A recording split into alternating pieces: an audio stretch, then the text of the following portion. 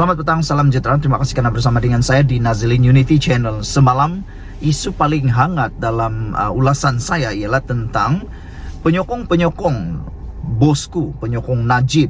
Kata, sudah tiba masanya Najib dan Muhyiddin perlu bersatu semula. Penyokong-penyokong Najib bosku mereka kata kalau Najib dan Muhyiddin bergabung, ada harapan negara akan mencapai kemajuan semula, kata mereka. Saya tak percaya. Akhirnya hari ini dijawab sendiri oleh pemimpin UMNO berkaitan desas-desus dakwaan permohonan penyokong bosku supaya Najib bergabung dengan Muhyiddin. Akhirnya 3 perkara timbul, yaitu ini kata Puad Zarkasi.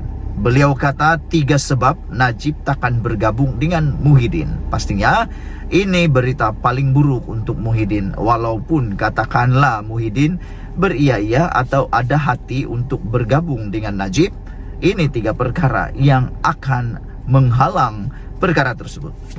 Ahli Majlis Tertinggi UMNO Datuk Puad Zarkasi menolak cadangan penggabungan bekas Presiden UMNO Datuk Seri Najib Razak bergabung dengan Presiden Bersatu Tan Sri Muhyiddin Yassin. Malah Puad memberikan 3 sebab mengapa penggabungan tersebut tidak lebih dari mimpi siang. Individu yang mencadangkan itu buta sejarah. Najib pernah sokong Muhyiddin jadi Perdana Menteri ke-8. Dia tikam belakang. Dia mahu bunuh UMNO macam di PRN Sabah, kata Puad dalam satu hantaran di Facebook.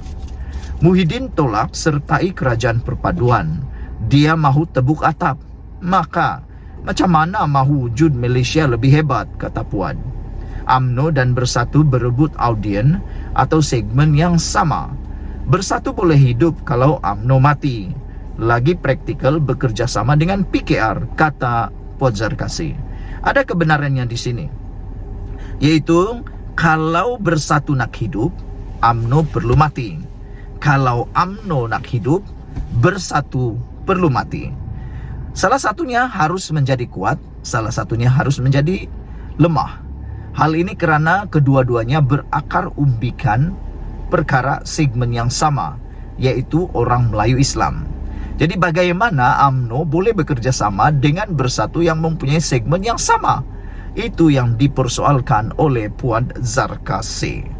Cadangan penggabungan ini dibuat oleh Syed Muhammad Imran Syed Abdul Aziz, pengerusi Pertubuhan Jalinan Perpaduan Negara Malaysia yang menyokong Perikatan Nasional.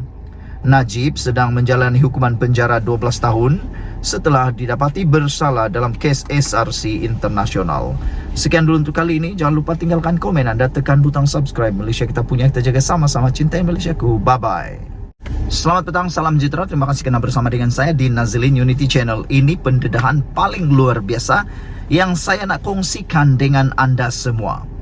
Tidak tahan lagi, Anwar Ibrahim sendiri membongkar rahasia RM 700 juta yang ada kaitan dengan Perikatan Nasional. Bayangkan, RM 700 juta berkaitan dengan Perikatan Nasional. Dipetik daripada Harapan Daily. Sebelum saya teruskan ulasan kali ini, mohon kiranya anda bantu saya untuk mengembangkan channel ini. Tekan butang subscribe, itu percuma, dan share video ini supaya semua orang tahu tentang isu panas berkait RM 700 juta yang ada kaitan dengan Perikatan Nasional.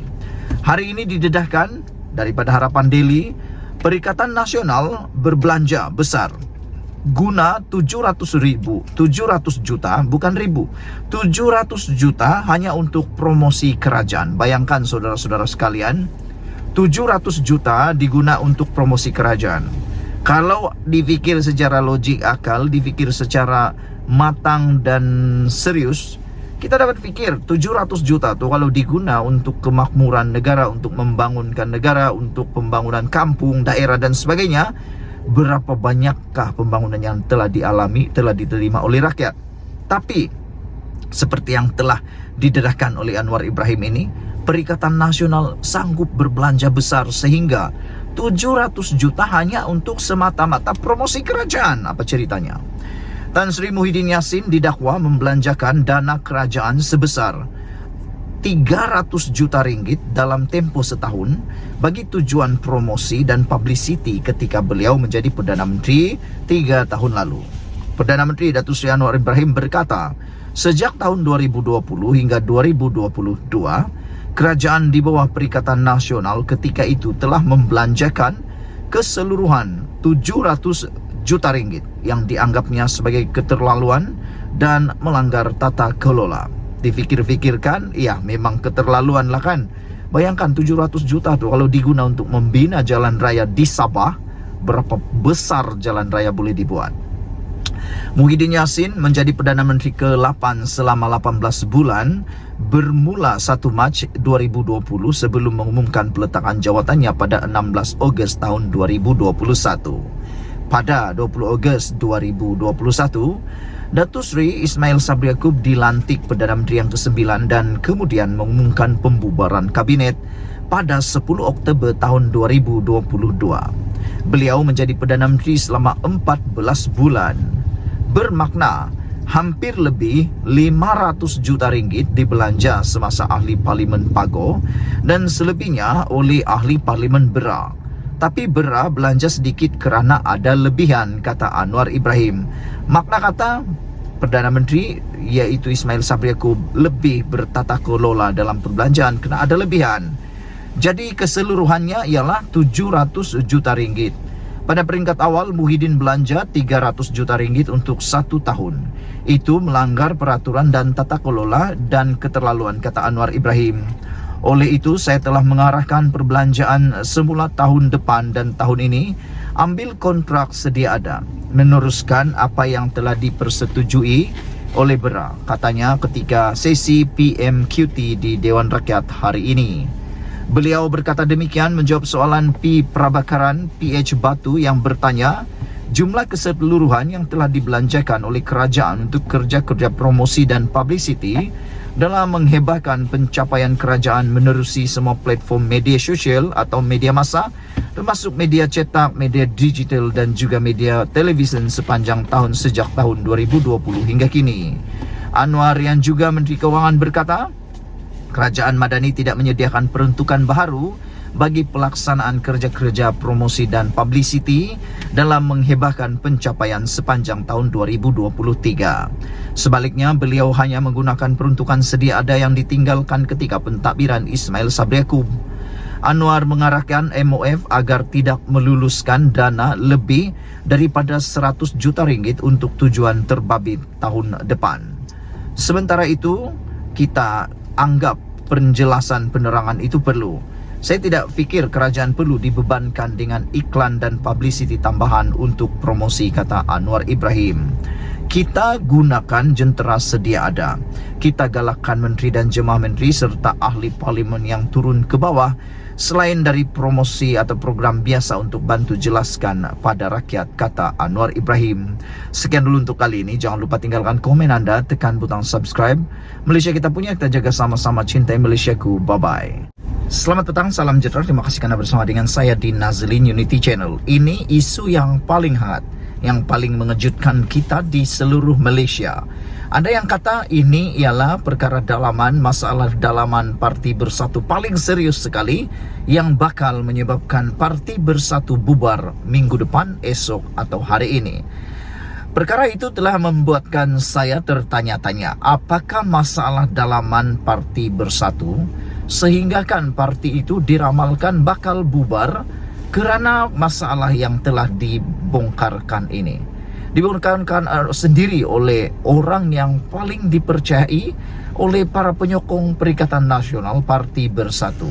Bayangkan betapa seriusnya masalah dalaman itu, sehingga kan orang yang kita kata paling berpengaruh dalam Parti Bersatu tak tahan lagi, akhirnya mendedahkan perkara tersebut. Dipetik daripada Harapan Daily, seorang pemimpin daripada Parti Bersatu akhirnya tampil mengatakan bahawa Peja atau yang dikenali sebagai nama benarnya ialah Faizal Azumu dikatakan bermain kayu tiga dengan Anwar. Itu didakwa oleh Cik Guban. Saudara-saudara sekalian, ini perkara yang paling mengejutkan kita. Bayangkan Peja Faizal Azumu kalau saya tak silap, timbalan Presiden Parti Bersatu. Dikatakan, dituduh, didakwa bermain kayu tiga dengan Anwar oleh Cik Guban. Apa yang menyebabkan perkara ini timbul? Bersatu Negeri Sembilan bergolak kembali. Ahli Jawatan Kuasa Penerangan Bersatu Badrul Hisham Syahrin menduduh pengerusi Bersatu Negeri Sembilan Datuk Seri Ahmad Faizal Azumu bermain kayu tiga dengan bersekongkol dengan Perdana Menteri Datuk Seri Anwar Ibrahim, katanya. Ahmad Faizal juga timbalan Presiden Bersatu di peringkat pusat. Cabar Peja of Perak nyata kesetiaan kepada Perikatan Nasional dan tidak akan sekongkol dengan Anwar Ibrahim dalam apa bentuk. Jika tak mampu, elok pindah terang-terangan, berhenti jadi duri dalam daging, kata beliau. Adakah ini masalah yang tak akan dapat diselesaikan sehingga menyebabkan Parti Bersatu akan tumbang, bubar? Nah, kita tahu Peja juga mempunyai pengaruh yang kuat dalam Parti Bersatu. Dan kalau dia pindah secara terang-terangan kepada Pakatan Harapan, ini satu berita yang semestinya menggemparkan seluruh Malaysia. Parti juga kena serius, kata Cik Guban. Timbalan Presiden hilang, mesyuarat pun tak datang, kata Badrul yang lebih dikenali sebagai Cik Guban dalam X. Ini bukan kali pertama Cik Guban membuat tuduhan serius terhadap Ahmad Faizal Azumu yang lebih dimesrai sebagai Peja. Dalam bulan Ogos yang lalu, seusai pilihan raya negeri, Cik Guban mendakwa pelantikan Ahmad Faizal Azumu sebagai pengerusi Perikatan Nasional PN Negeri Sembilan menyukarkan gabungan tersebut mengambil alih negeri berkenaan. Apa komen anda untuk isu kali ini? Adakah anda juga dapat melihat bahawa Parti Bersatu tidak akan dapat bertahan lagi sehingga minggu depan? Ini ditambah lagi dengan perpindahan sokongan kepada Datuk Seri Anwar Ibrahim daripada ahli-ahli Parlimen Perikatan Nasional yang datangnya daripada Parti Bersatu. Ramai orang dapat menghidu masalah dalaman Parti Bersatu yang amat besar. Nanti kita akan lihat apalagi pendedahan-pendedahan yang luar biasa. Dan soalan yang seterusnya ialah, sanggupkah Peja melawan dakwaan Cik Guban ini? Dan adakah beliau akan mengikut nasihat Cik Guban untuk pindah menyokong Datuk Seri Anwar Ibrahim? Sekian dulu Malaysia kita punya. Kita jaga sama-sama cintai Malaysiaku. Bye-bye.